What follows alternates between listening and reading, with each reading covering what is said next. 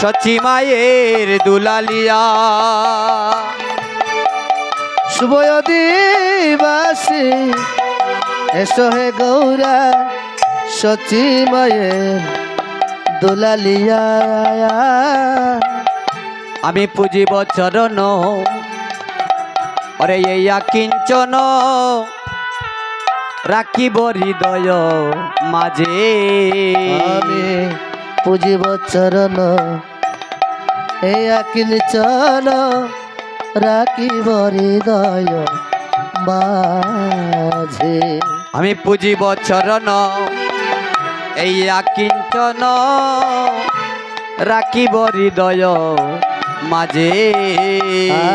আমি পুজিব চরণ এই কিঞ্চন রাখিব হৃদয় মাঝে। আমার হৃদয়ে রেখে চরণ আমি পূজা করিব।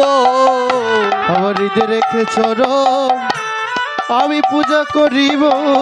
আমার হৃদয় রেখে চরণ পূজা করিব। আমার হৃদয় রেখে চরণ পূজা করিব।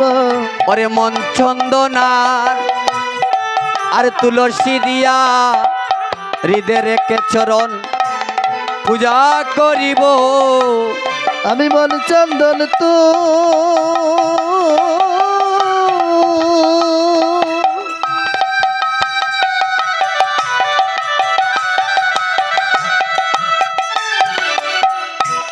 তুলসী দিয়া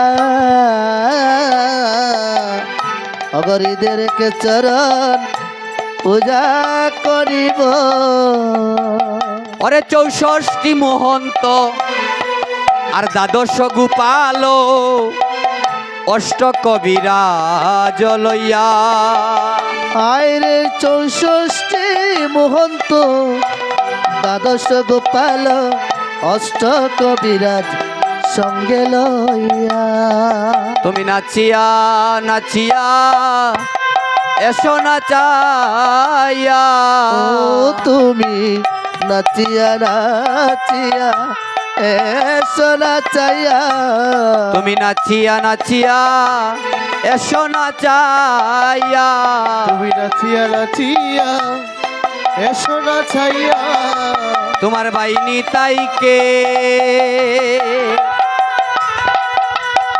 ওরে সঙ্গে নিয়া এসো নাচিয়া নাচিয়া এসো নাচিয়া। তোমার বাইনি তাইকে অগ সঙ্গে নিয়া নাচিয়া নাচিয়া এসো নাচাইয়া। ওরে পঞ্চতত্ত্ব সঙ্গে নিয়া তুমি নাচিয়া নাচিয়া এসো নাচাইয়া। ও তোমার পঞ্চতত্ত্ব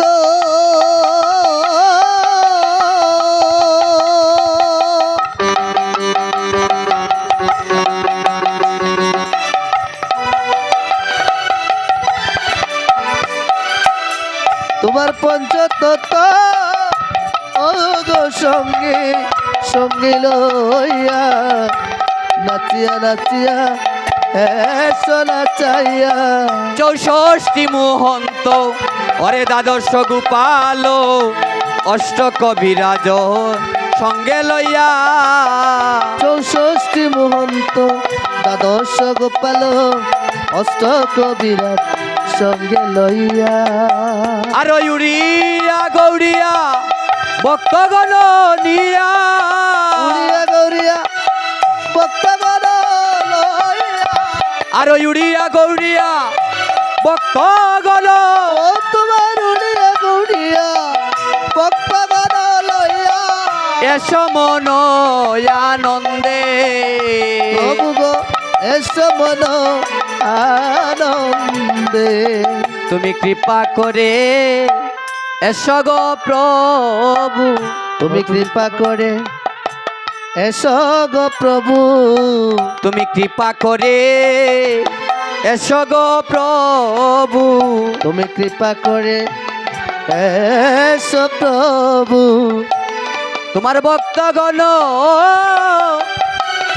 আজি বসিয়া আছে, তুমি কৃপা করে এসো গো প্রভু। তোমার ভক্ত গণ ও গো বসিয়া আছে, তুমি কৃপা করে এসো গো প্রভু। তুমি আসিলে আনন্দ হবে, ওগো তুমি আসিলে আনন্দ হবে, ভক্তের মনোবাসনা ওরে পূর্ণ হবে, বলি আসিলে আনন্দ হবে।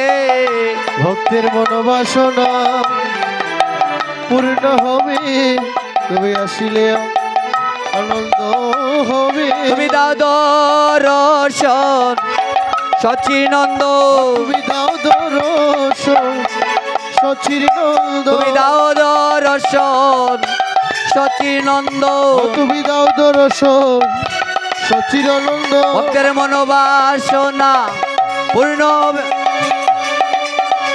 সচিনন্দ ভক্তের মনোবাসনা কর পূরণ, দাও দর্শন সচিনন্দ, তুমি দাও দর্শন সচিনন্দ, দাও দর্শন সচিনন্দ, তুমি দাও দর্শন সচিনন্দ, দাও দর্শন সচিনন্দ। ভক্তের মনোবাসনা হবে পূরণ, দাও দর্শন সচিনন্দ। মনোবাসনা হবে পূরণ, দাও দর্শন সচিনন্দ। এসো এসো এসো হে গৌরে, এসো হে গৌর হে, এসো হে গৌর হে।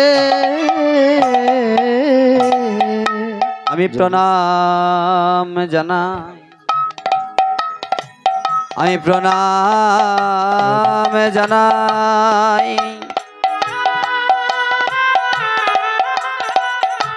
আমি প্রণাম জানাই অনন্ত কোটি বিশ্ব ব্রহ্মাণ্ডের মালিক, কলির পতিতে পাবন অবতার সচিমায়ের আদরের দুলালিয়া শ্রী চৈতন্য দেবের শ্রীপাদে পদে মে আমি প্রণাম জানাই আমার পিতা মাতার শ্রী চরণে, আমি প্রণাম জানাই আমার দীক্ষা গুরু শ্রী শ্রী 108 পণ্ডিত স্বরূপ মহন্ত মহারাজের শ্রীপাদে পদে মে আমি প্রণাম জানাই আমার কীর্তন জগতের গুরু শ্রীযুক্ত সৈনিক মনোরঞ্জন দাস দাদার শ্রীপাদে পদে মে আমি প্রণাম জানাই আসরেতে আচনে যত সাধু গুরু বৈষ্ণবগণ, আমি শত কোটি দণ্ডবত জানাই নিবেদন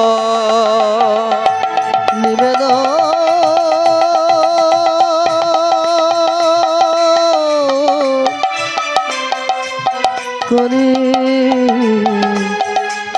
নিবেদন। জয় নিতাই।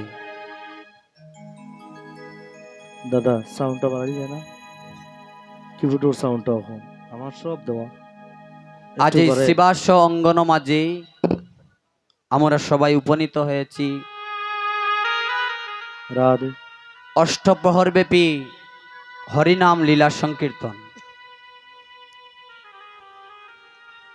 মাগো আসতে গল্পর সময় আছে গো, গল্পর সময় আছে, গিয়াও গল্প করতে পারবা,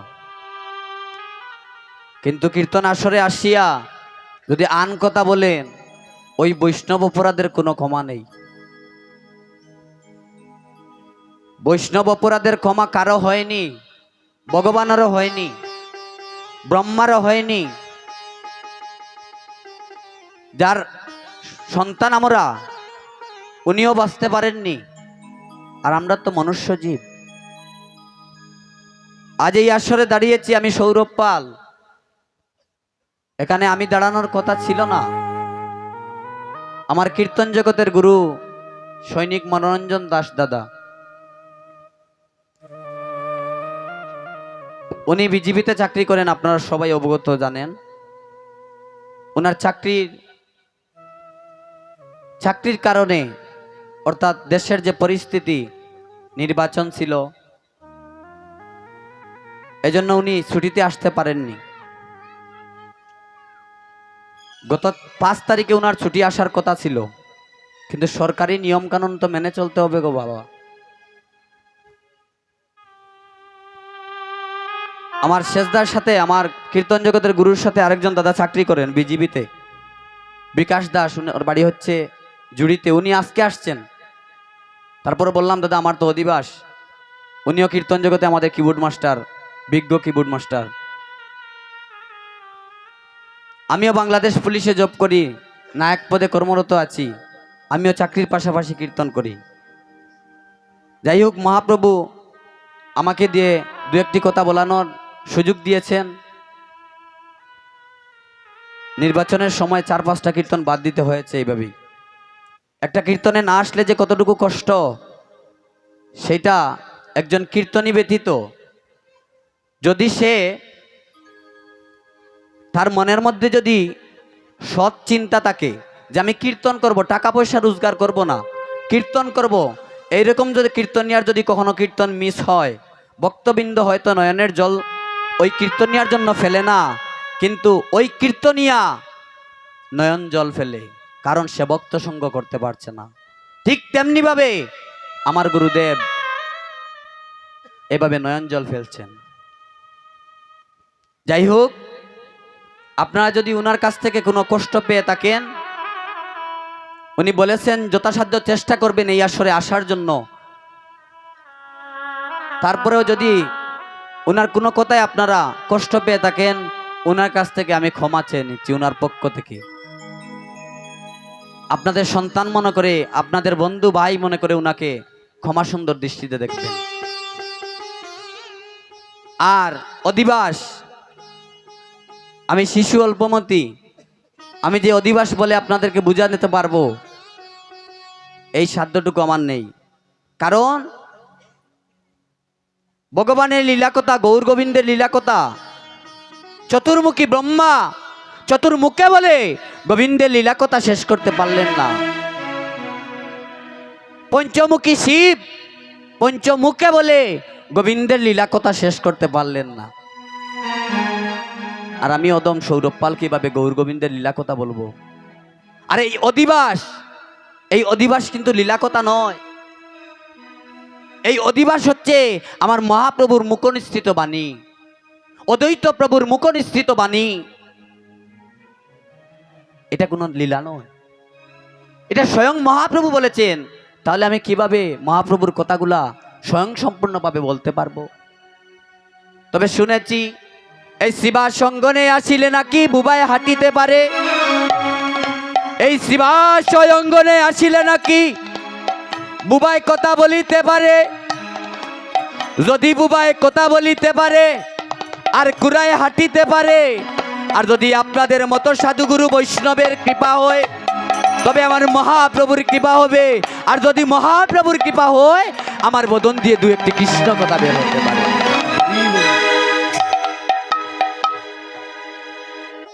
আপনারা যদি আমাকে কৃপা করেন, তবে আমি দু একটি কৃষ্ণ কথা বলতে পারবো। প্রায় আমি কোনো আন কথা বলবো না। অধিবাস, কেননা আপনারা সবাই কীর্তন শুনেন, কীর্তনে যান। এই গ্রামে কিংবা আশেপাশে অনেক কীর্তন হয়, তাহলে মনে মনে ভাববেন যে এই কীর্তনিয়া অনেকে অনেক সুন্দর সুন্দর গুরু বন্দনা বলে, কিন্তু এই কীর্তনিয়া এই আসরে এই গুরু বন্দনাটা বলল কেন? তার কি অন্য গুরু বন্দনা জানা নেই? প্রশ্ন আসতে পারে। জয় জয় শ্রী গুরু, এটা তো আমার বাপ দাদারা বলতো, এটা বলল কেন? এটা হচ্ছে অধিবাস। যদি অধিবাসের মতো না হয়, কীর্তন সুন্দর হবে না। অধিবাসের মতো করতে হবে। এখানে যদি লাফাইয়া ফালাইয়া আর চিন্তা থাকে যে আমি 2 ঘন্টা শেষ করে দিব, সময়টা হবে না।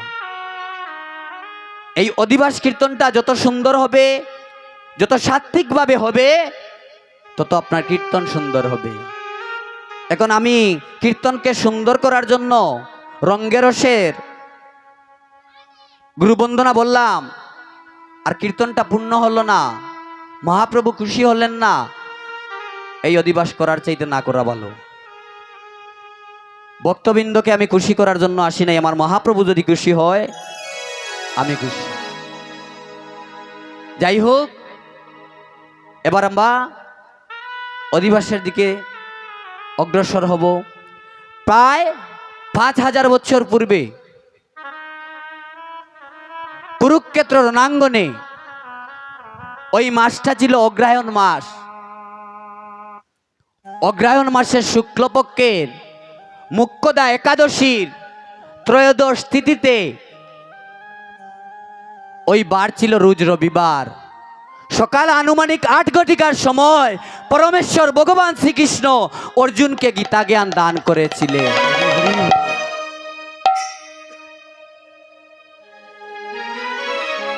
সেই দিন ভগবান শ্রীকৃষ্ণ অর্জুনকে বলেছিলেন, হে অর্জুন, সর্বধর্মান পরিত্যজ্য মামেকম শরণম ব্রজ অহম তাম সর্বপাপগ্নম মুক্ষৈ স্বামী মা শুচ। হে অর্জুন, তুমি সকল ধর্ম পরিত্যাগ করিয়া আমাতে শরণাগত হও। তুমি যদি আমাতে শরণাগত হও, তবে তোমার সকল পাপ বিনষ্ট করিয়া তুমি আমার দাম প্রাপ্ত হবে, এই বিষয়ে কোনো সন্দেহ না। আজ এই গ্রামের ভক্তবৃন্দ আমার মহাপ্রভুর চরণে সবকিছু সমর্পণ করেছেন বিদায় এমন সাধু সঙ্গের বাজার বসাতে পেরেছেন, না হলে সাধু সঙ্গের বাজার বসানো যায় না। আপনাদের আশেপাশে দত্ত বিনাশনা, সম্ভবত ওই গ্রামের নাম ফতেহপুরে, ওদিকে ওইখানে এসেছিলাম মাঘ মাসে সম্ভবত, আর এইদিকে আমার আশা হয়নি। যাই হোক, মহাপ্রভু এনেছেন। এবার আমরা অধিবাসে পদার্পণ করব।